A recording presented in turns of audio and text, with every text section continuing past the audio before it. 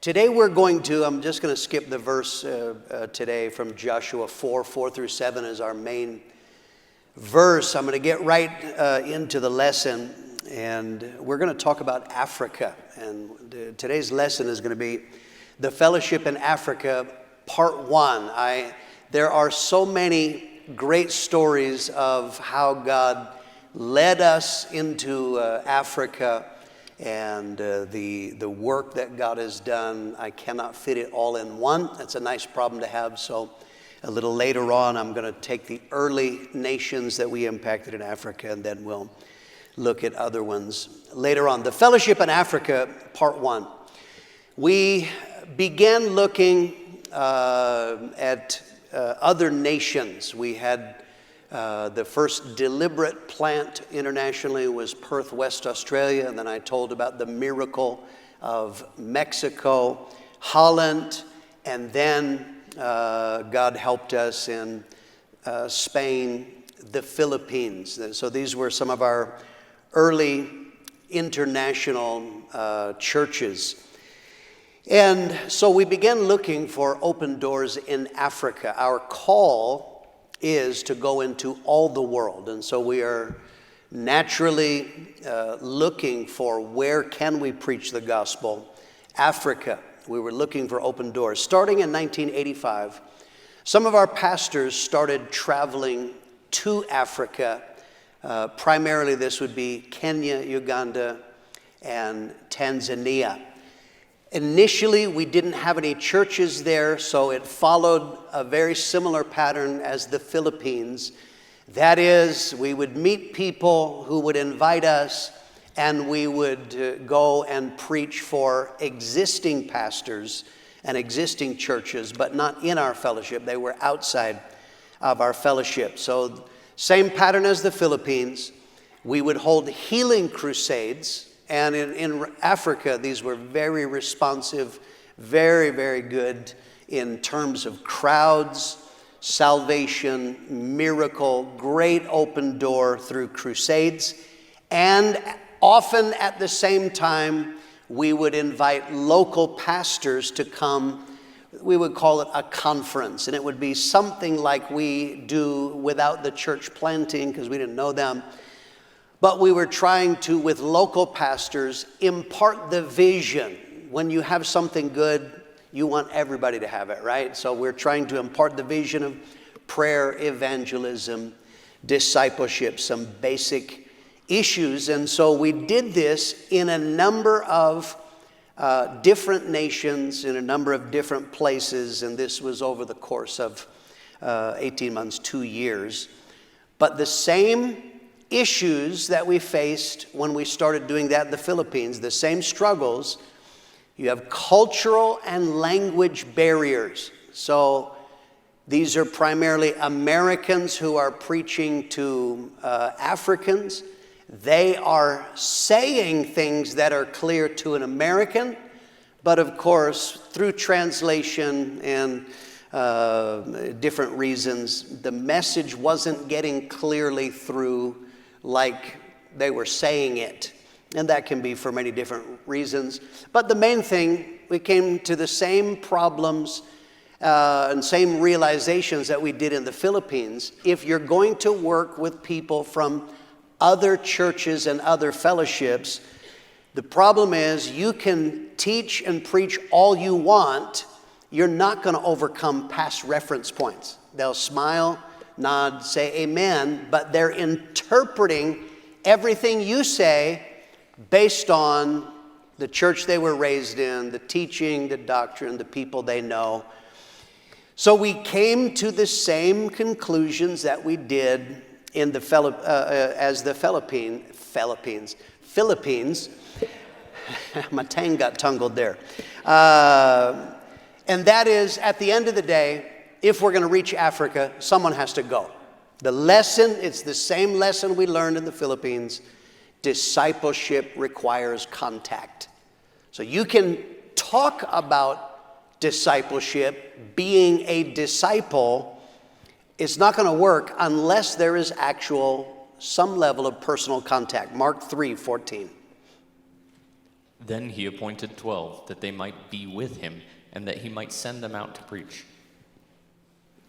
This is an important part of discipleship. You cannot do this from afar. Sending books, videos, even occasionally preaching will not do it. There has to be a personal reference point in some way. They need to see a living example. Very importantly, they need to be able to ask questions. They need to be able to see your reactions. How do you react to situations in life? They need to be able to observe your lifestyle. All that is bound up in that statement, that they might be with him. That is what discipleship requires. You do not have to be best friends, take vacations with the pastor, but there has to be some level of personal contact. So here's a lesson that we're going to learn, and it's very powerful. One of the things I'm telling you in different places is, how do churches get planted? And here's the lesson: God prepares people to do his will. There's a couple named Brian and Mary Yeager. They were saved. They originally were discipled and sent out of Gallup, New Mexico, our church there. Brian did originally, he said he didn't want to be a missionary. That was not on the agenda. Then he began to feel stirred maybe to be a missionary. He didn't have direction where, and he said, okay, maybe I will be a missionary, but definitely not Africa. I will not go to Africa. And if you want to hear God laugh, tell him your plans, but that's an old saying. He was in Kenya on one of these preaching teams, and he was preaching. Something had happened to him back in Gallup. One day he said he looked up and saw the sunset, and God spoke to him and said, someday you're going to see a sunset in another nation. Didn't understand how that was going to work. Filed it away. Now he's preaching with the team, helping out in the conference. He's in his hotel, looks out the window, and sees now an African sunset. And they are intense, very, very wonderful, the African sunsets. And when he looked at the sunset, God spoke to him and reminded him, remember when I told you, you're going to see that overseas someday in another nation. God said, this is where you're supposed to be. This was in Nairobi, Kenya. So he told Pastor Mitchell what God had said to him. Conference of January in 1987, they were launched into Nairobi, Kenya. This is a milestone. Here we got a photo. I want you to see this. In the middle, that is Brian and Mary Yeager. Actually, two church plants to Africa on the far left. Peter Turco was going to go into Kampala, Uganda. But Brian and Mary Yeager actually arrived and opened first. Nairobi, Kenya was a milestone church. It was the very first church in Africa. They landed in March of 1987, and from the beginning, the response was outstanding. In Kenya, we have some old trumpet photos I want to show you. This is the very first trumpet report after they arrived. And in here, if you can see at the top, I know you can't read that whole thing, but we've had over 450 conversions. So numerically, it was just much larger than probably he had ever seen in any of his ministry. Have a next trumpet report here. Here are all different photos, and this is again 1987. Probably, if you can see in the top right-hand corner, there's a crusade that was done. 12,500 decisions in one crusade. Just, you're talking off the charts. To our reference points up to that point, that is absolutely incredible. Next photo. Here is God's saving power. Here he's baptizing. There were numbers of baptisms. And in the right, you see some photos of a new convert that God had touched. They eventually, we got a tent, and you'll see in the top right there the statement, the tent was full on opening night. One more picture here. Here's a tent that we actually purchased for them to be able to meet in a Sunday morning service. Here's Pastor Mitchell, and he's praying for someone and giving the report there. A tennis ball sized growth in the abdomen disappeared. Now, the same conference that the Jaegers were sent to Nairobi, Kenya, a man named Peter Turco was sent to Kampala, Uganda. He arrived later in the year, started later in the year. This was our second church in Africa, so very historic. But again, wonderful things happened in response. We have a trumpet report here. And here is him on the streets, just masses of people, outdoor meeting, hundreds of people. And you see the beginnings of the church. That's the original.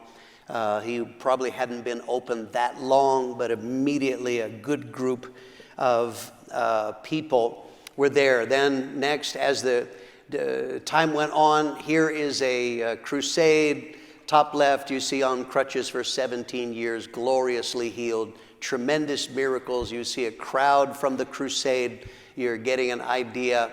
And in there, if I remember right, the report said in this crusade, they had the largest crowd of 10,000, over 10,000 people through the week. They estimated 17,000 decisions.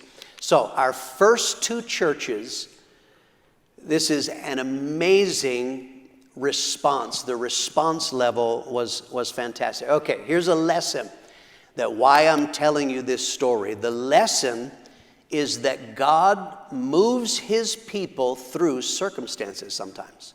Circumstances are not the only factor in life. Of course, the Word of God, godly counsel, et cetera, et cetera. But this is one of the things. What happened was from these churches, reports, whether that was in the trumpet, whether that was telling friends, letters, however the report was getting, there was no internet in those days. But people began to hear about this incredible response. Because God was doing so much, a steady stream of teams of pastors. Often it would be 4 to even up to 6 pastors at a time. They would do a healing crusade. They would do often a local gathering of a conference in this way, trying to impart. They weren't yet at the church planting level. But what happened is now you have, imagine pastors who they are having a good response. You have a church of 75, 150, whatever it is, you're making disciples, you're doing work for God. Now you go on a team and you are seeing thousands of people. And you're seeing, how long has this church been open? And there are hundreds of people. So that, what began to happen is that men began to see for themselves, Africa is responsive to the gospel, very responsive. And so what happened is by workers hearing the reports or going themselves, it inspired many of them, which is why God helps with such great response. There were many men who saw, I could make great impact here. If I was in Africa, who knows but what God might use me in that way. It inspired men. One of the glory of our fellowship in many ways is we are a fellowship of ordinary people. I don't know if you know this, there are not many superstars. And if you are wondering, you are not one of them. I'm just saying, okay? I am not one of them. So you have to imagine now, these are often, they're going to preach for their friend. They know this guy. And it's like, God is using ordinary people. That's actually more inspiring. right? If Michael Jordan goes and scores 50 points, of course, he's Michael Jordan. If I could score 50, that would be very notable because I can't reach the rim. So that would be miraculous even. And the other thing it did, when you are hearing reports, just out of curiosity, how many of you would have been in the conference in January of 1987? Were you there? Okay. How many of you gave in that conference? January 1987. Okay. You are getting, this is what happens in people. You're getting massive return on your investment, isn't it? Right? I don't know if any of you have money in the bank at a whopping 0.0000000.2%. If you could get a tremendous return. So now what happens, this was actually powerful in conferences as people are hearing reports. Now when we're going to launch more churches, it turbocharged giving because people are seeing this is another powerful part of our fellowship. Ordinary people, many of you will never go to Africa, but you have a piece of Africa. You have an investment in heaven, as Paul said, multiplying to your account. And so what began to happen was, whenever you see tremendous response, it inspires giving. You don't have to tell teary stories of Maggie's crutch and make people feel guilty. Just tell them, show them what God is doing. You could have a part in that. We have a trumpet report from kind of that area. Here was the front page. You see crowds in Kenya, Uganda, I think Liberia is the third photo. And this is Africa's hour, because that was definitely true. There was something powerful that God was doing in Africa. And so this inspired, the result of people giving and people being inspired from 1987 to 1989. In 3 years, just from Prescott alone, the Prescott Conference alone, we planted 37 international churches. You've got to understand how incredibly powerful that was. 37 in 3 years. 2 conferences a year. We're averaging a little over 6 per conference. International. So people are inspired to go. People are inspired to give. When you're seeing that response, it wasn't just limited to Africa. We were planting churches in Asia, all kinds of places, but response in what God did in Africa was very powerful. And I'm also included. At the same time, God was doing this in some ways in the Philippines, but of course I'm just concentrating on Africa right now. So we started sending churches to other African nations. We sent works to Tanzania, Liberia, Burundi, and Ghana. We have a picture here. This is Carrie Mejia. Carrie and Carmen Mejia went to Ghana, West Africa. I believe they were the first ones to ever go to Ghana. And you're seeing there the people that he is baptizing. So this is what God began to do. Now, I'm going to come back to Kenya in a moment and tell you some very powerful stories. But the man who started the church in Uganda, he was there for a short time and then he was going to go. In 1978, John Overson was in the church in Bullhead City. This is where he got saved. And they showed a very old movie called Some Through the Fire. And this was about the persecution years ago in Uganda. He said, now he's a young man, I'm going back in time now, 1978. Watching that film, God did something in his heart and said, God, I am willing to go overseas. But look at how God arranges this. The film was about Uganda. He told Pastor Mitchell at a meeting we used to have in Phoenix, he said, Pastor Mitchell, I would like, by this time now, we're moving ahead in time into the late 80s, and he told Pastor Mitchell, I would like to go on a mission trip sometime. And Dad said, those three guys over there, they're going, go tell them that you want to go with them. And so he did. Where were they going? Uganda. Where did he see the film and get stirred? Uganda. This is how God works sometimes. And so he joined them.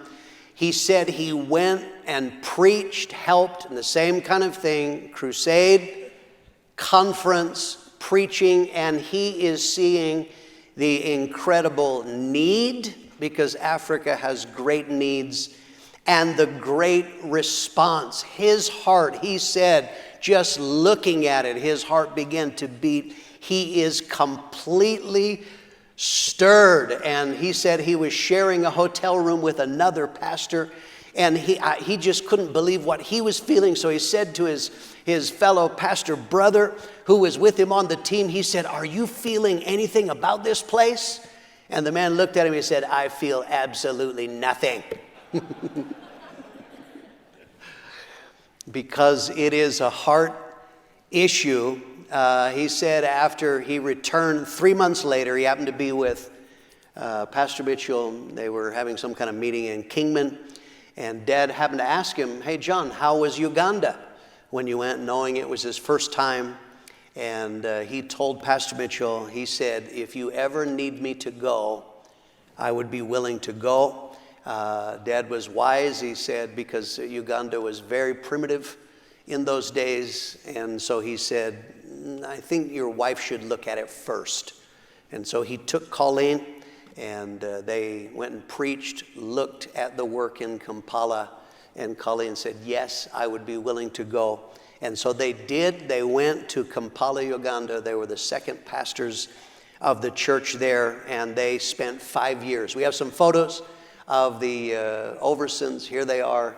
And this is in that time, I believe that is actually in Kampala. There's the family. That's a young Weston who you would know, their daughter. Next photo is, that's congregation on a Sunday morning, and you're seeing here different shot out on the steps, and then doing something outdoors. And so it was just a tremendous response. John said those are some of the best days of his life, just seeing God save people. And again, the response is what really, really was moving. Later on, they wound up leaving, and Jim and Sharon Radersdorf took over that work. They were there for 4 years. They spent 4 years during that time. And then ultimately, when they left, they nationalized the church. And here is one of the original converts. Next photo. Here's more shots of Uganda. And there's some outreaches, revival leadership conference. They weren't fitting, so they did it outdoors. Here, outreach and advertising it. And I believe that is John preaching some form of a crusade there. Next photo. And here, this is Richard and Margaret Tadwa, original converts, discipled in the church. He is now the pastor of the church in Kampala, Uganda, and is the leader of all of our churches in Uganda. Right now, next photo, they are currently building a building. What you see on the bottom is the building. It's not finished, but they are constructing a building after being years in tents. The African sun, African weather doesn't do good things to tents. And so they were there in a tattered old tent, and so now we help them, don't remember with the land, I think, and maybe we'll be helping some more, but nonetheless, here is the work there. Some of our brothers from Holland are, that is Etienne Desain and Bert Flederis are preaching in that conference. And here on the left, these are delegates going to the Nairobi conference. And so God is doing, last conference, That was just a few months ago. They planted 4 churches. There are now 42 churches in Uganda, and so God was doing good things. Now, let's go back to Kenya. So in the response in Kenya, we started sending more workers. This is what happens. The word is spreading, so God is moving upon other people to go. God was stirring. Vic and Wilma were in Scotland, and he began to tell Pastor Mitchell, I believe that God wants me to make a move and go somewhere else. And so Dad asked him the obvious question, where? And he said, I don't know.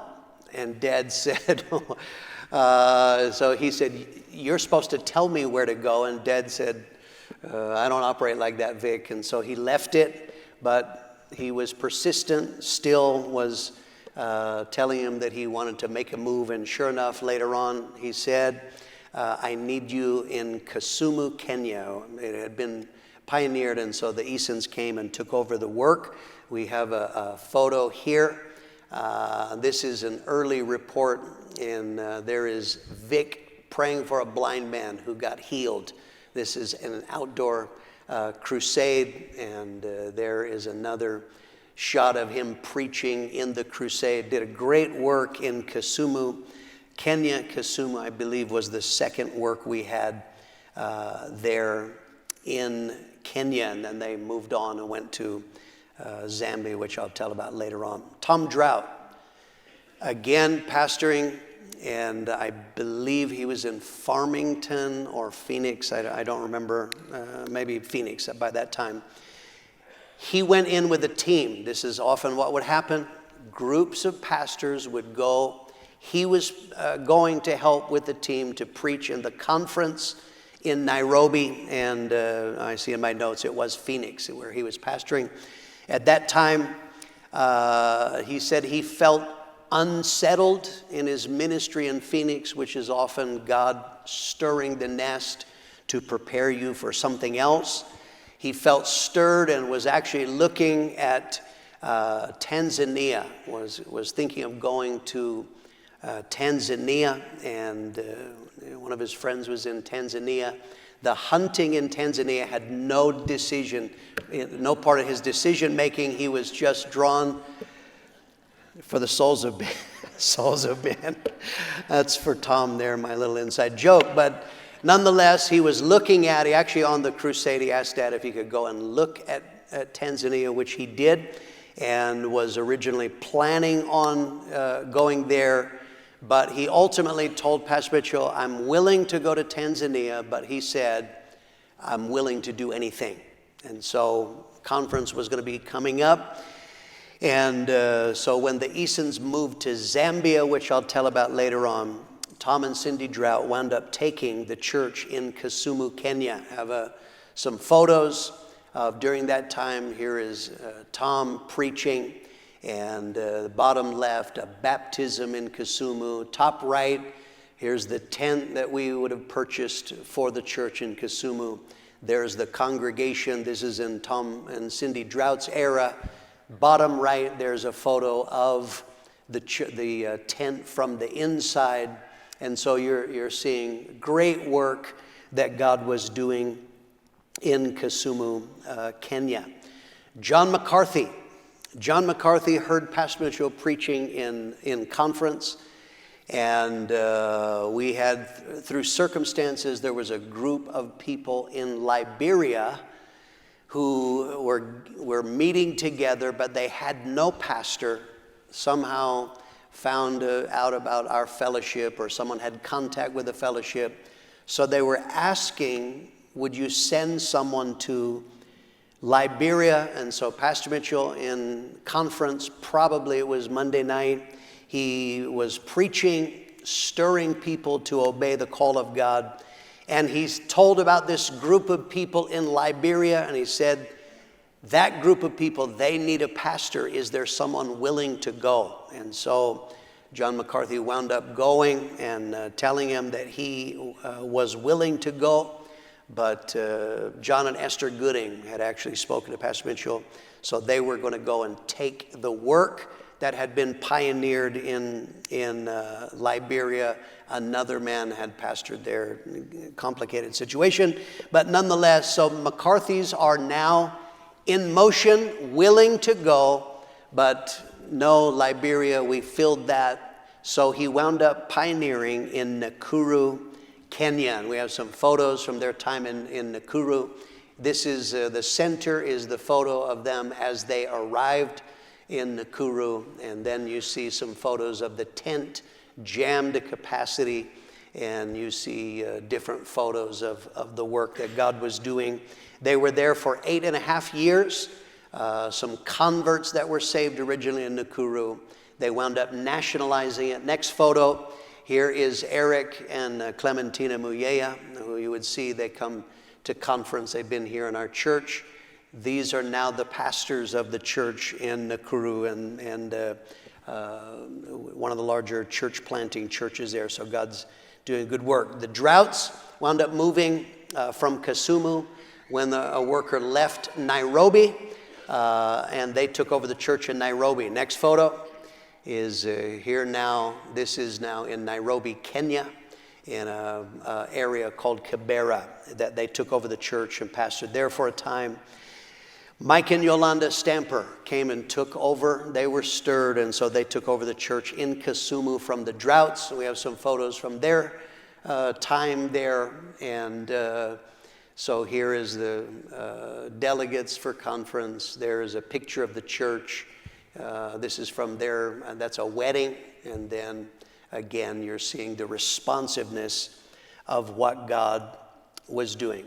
Tom Paine went and preached in Kenya, and God stirred him. Again, I'm telling you, this is often what happens. He's stirred by what he sees. He's stirred by the possibility. So when he got back, he made himself available and said, Pastor Mitchell, if you need me, I'm willing to go to Kenya. And Pastor Mitchell said, not at this moment. So he said, mentally, he just moved on, bought a house in Farmington, making disciples, doing a good work there. Pastor Mitchell called and asked him a question one day, Tom, are you settled where you're at? And Tom said, yes. By that time, bought a house, I'm happy. But he went on another team, and when he went on a team, he was struggling inside, and God told him, I want you to come here. This is in Nairobi. I want you to come to Nairobi. And so when he got back, God prompted him, call Pastor Mitchell, tell him, you're not as settled as you said you were. And so the moment he said that, Dad said, what about Nairobi? We're going to make a change. And sure enough, where God told him he was going to go, that is exactly what he did. Have some photos. The Paines went to Nairobi, and you'll see top right here is Tom preaching outdoors. Bottom, there is the tent filled to absolute capacity, 900 to even up to 1,200 at times. Here's a street outreach, and one of the Paine girls, I think that's Michelle, preaching there. Next photo, you'll see here disciples. Tom is a disciple maker and was majoring in discipleship, training them. Here are disciples doing crusades themselves, which is the work of every missionary, is not building a church. You're there to make disciples. Next photo, here we have all of the Paine girls also got involved. You'll see here is Michelle in the top right, Melissa, there's Janice, they're all on outreach, and there's Jennifer as well. They were all involved in the work of God in Kenya. One of the great things that God did in Tom Paine's ministry was financial breakthroughs. This is very powerful. Any nation that is racked by poverty, it's very common that they get a poverty mentality. How are we going to get by in life? Somebody else is going to hand it to us. And so Tom got financial breakthroughs. He discovered that As he took over now not only the church, he was now the national leader. He discovered they had pastors that were not tithing. There were pastors that didn't personally tithe. There were pastors that their church didn't tithe. And so you're never going, if you're robbing God, you're never going to get ahead. He began to challenge people to take responsibility. He gave, just for reference sake, in August of 1996, when Tom originally went on a team, this is before he took over, on that team, what they would do, each pastor that would come, they would work out what will it cost the crusade and the conference, what will the cost be for the conference, and each pastor, they would divide it up and they would contribute from their church. So Tom said in 1996, their team had to bring $5,000 US, which is of course a much larger amount today with inflation, to help pay for the conference.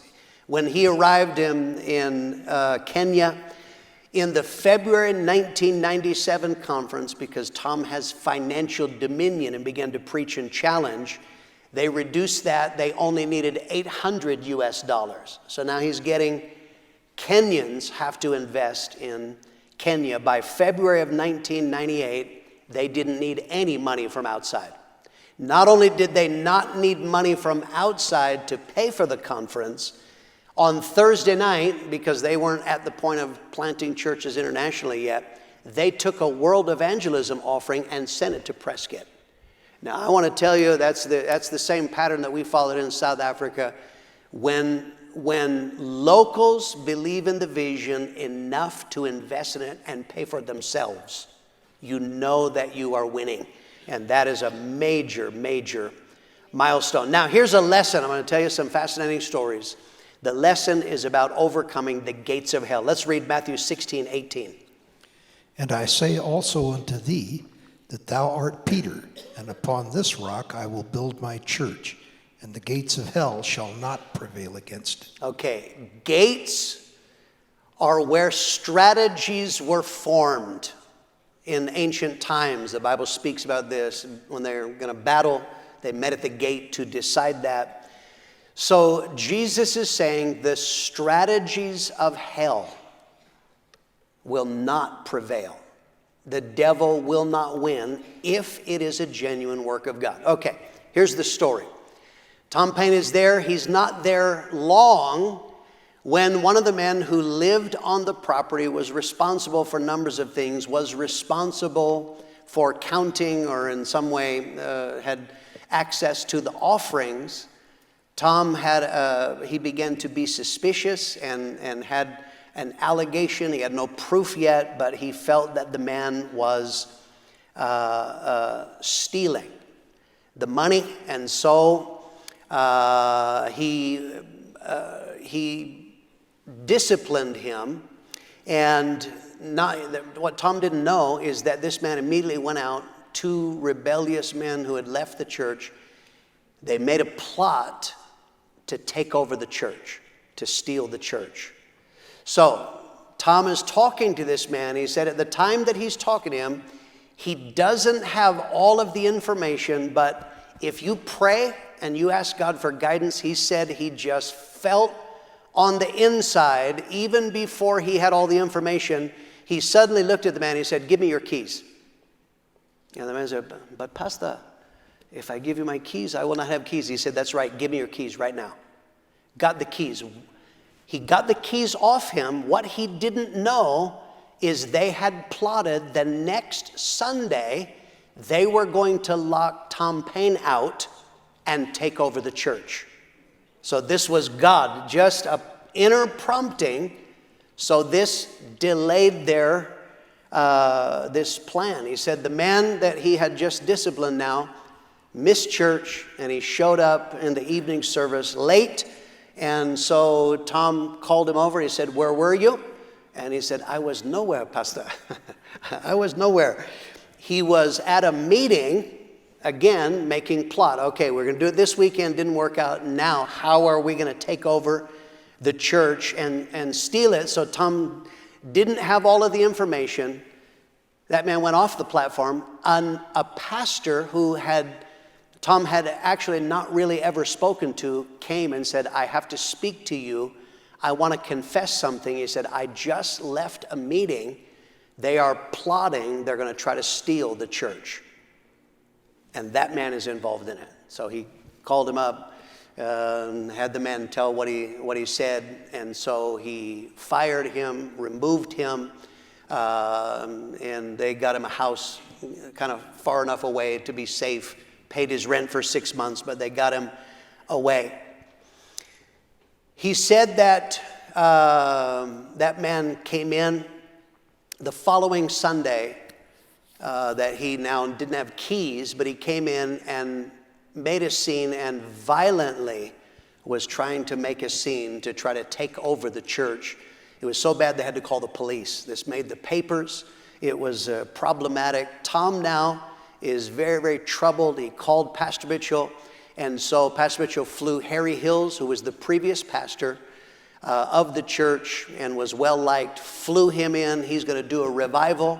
Harry came and preached one service, got scared, and said, I'm leaving, jumped on a plane and left. Thank you, Harry. But so Tom is now he's only been there a short time. He doesn't know what's going on. He had met a man named David Hadley. David and Jennifer Hadley were missionaries from another fellowship. Tom doesn't know who to talk to. He asked this man, can you meet me? And he said, what do I do? This is what's going on. The man said, you better go to the registration office and make sure that they have not removed you from the corporation. So he goes to this office. He said it's 2 stories high with cardboard boxes of files.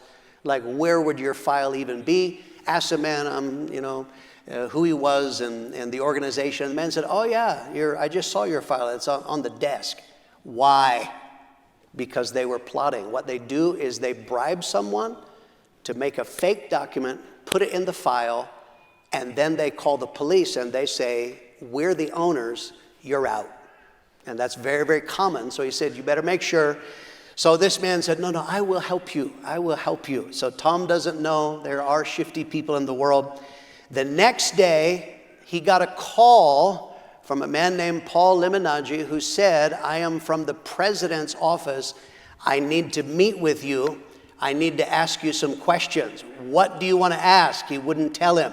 So Tom was very wary, met him at a coffee shop away from his house. He wanted to come to his house, and he said no. He wouldn't tell him where he lived because he didn't know who this man was. And so he meets him, and the man is asking questions, wanted a document, made him give a document. He got a call from John McCarthy. John McCarthy said, I'm barricaded in the house. 2 Mercedes showed up, and they want to take me away for questioning. Tom, what's going on? And Tom was in Nakuru. So Tom has no idea. He said, I don't know. Hang up and I'll call the embassy. He called the embassy. They said, we can't do anything unless they take him. And when he called back, they had taken John away. No cell phones in those days. So Tom is freaking out. What are they going to do? The next day, 2 Mercedes show up full of men. One of these is Paul Limonaggi, who says he's from the office of the president. He actually was special branch, CID, attached to the president. This would be kind of a combination between Secret Service and the FBI. But he is the president's representative, wants to talk to Tom Paine. He's standing out in front of his gate. I want to come in. We want to talk to you. And Tom says, you're not coming in. And he said, if you don't come in, then we're taking you away. Tom didn't want them to take him away, and he said, come in. But Tom he said his mother was visiting his 75-year-old mother was visiting from America. It's 2 weeks before Christmas, so he played the outrage. He said, I can't believe it. You won't even tell. You're treating me like a criminal. My mother's here for Christmas. And so the man was polite and said, okay, we won't talk in the house. They're sitting in the garage for 2 hours. He's grilling him. Why are you here? Are you involved in politics? No, I'm not involved. Are you a racist? And he's like, why are you asking me this? And so then he finally said, do you have anything with Wayman Mitchell's signature on it? And he's like, I don't. He said, go get it right now. He goes in the house. Is like, they are freaking out. Janice, They couldn't find any letters. What do we have with Pastor Mitchell's signature? Janice said, our marriage certificate. Got the marriage certificate, and the man took that away. Like, would not explain what he wanted. The next morning, he gets a call from Mike Stamper in Kisumu, and he said, Tom, I know what this is about. He said, I was just at a meeting of local pastors, and they said they passed out a letter that's supposed to be from Pastor Mitchell. This is what the letter said.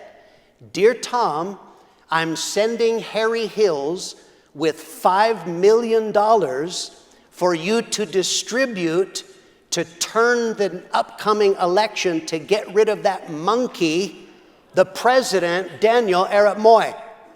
Signed, Wayman Mitchell. Do you understand this is not good? So he is absolutely freaking out. You have to go get that letter. He had actually just put it in the mail, but he said, I don't care what you have to do. You have to get that letter. Got it, faxed it to Paul Limonagi from the president's office, and he said, he called and explained. He said, come see me tomorrow. When he went to meet with him, Tom explained what was going on, the uprising, they're trying to get the church, all of these things, the office there where our file was, and et cetera, et cetera, et cetera. So he said, let me look into this. A few days later, he contacted Tom and he said, we have investigated and we realize you were being slandered. This was not true. You're not going to be bothered again. And what swayed them was when they gave the marriage certificate, they realized the letter that was signed, and Tom said, whoever forged it, it was very good, but it was signed Wayman Mitchell.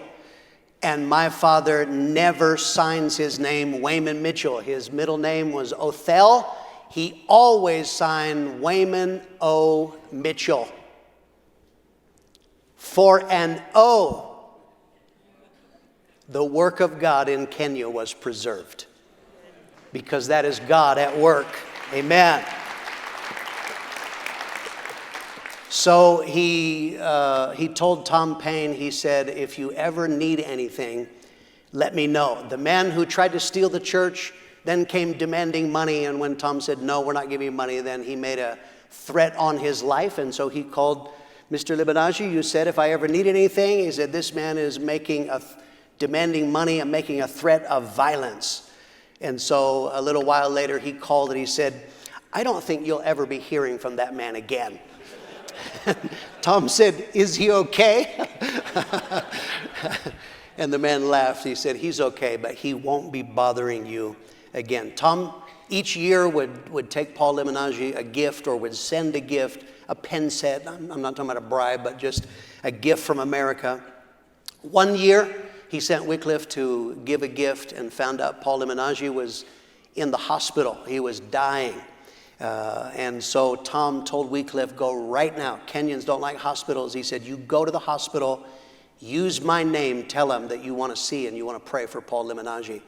When he got there, he laid hands, and God did a miracle and healed this man. Gave him some more time. Out of that, he invited them to come over for lunch. And while they're at this powerful man's house, Tom witnesses to him, prayed the sinner's prayer. Later on, he came to a crusade and met my father in Nairobi. And then ultimately, later on, he wound up passing away. The church in Nairobi, they built a building. And Tom Paine and I, we have a theory this should be punishment for errant pastors. You should have to build a building in Africa. That's a different thing, but nonetheless, Tom is still saved. After this next photo, as part of the building here, they built the Wayman O. Mitchell Fellowship Library and Reading Room. There's my father next to his, the library in his name. Next photo, here are the disciples reading in the Wayman Mitchell Fellowship Library. Later on, when the Paynes left, they nationalized the church and they turned it over to Patrick and Carolyn Nehemiah. We have a video I want to show you. This is of conference. I can't remember this year or last year. They're going to show a video as soon as they have that ready.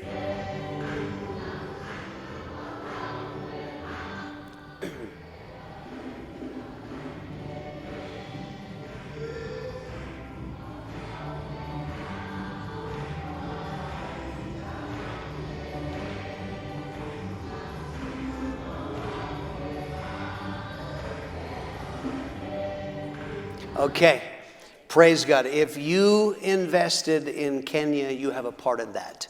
And the next photo, out of that conference, next photo, that conference, there were 8 couples that were launched, and that was their largest ever. We now have 50 churches in Kenya, plus they have another 3 churches in 2 other nations, in Tanzania and Rwanda. And the next photo that we have here is, there's the building that was built under the Paynes watch, and Patrick and Carolyn Nehemiah, they were saved, discipled, and now are the pastors of the church in Nairobi and the leaders in Kenya. There's a side note, as you know, Russia, because of the war, Westerners cannot get into Russia. They have 2 conferences a year. No Westerners can get in. And so in the last conference, just in August, I think, Patrick Nehemiah and George Mbugua from Kenya, they were the main speakers, got some photos here, they're arriving in Russia. There's Patrick preaching, and our investment is not only reaching in Africa, but touching the world. Isn't that wonderful in what God is doing? Thank God. I want to show you a photo from my dad's Bible.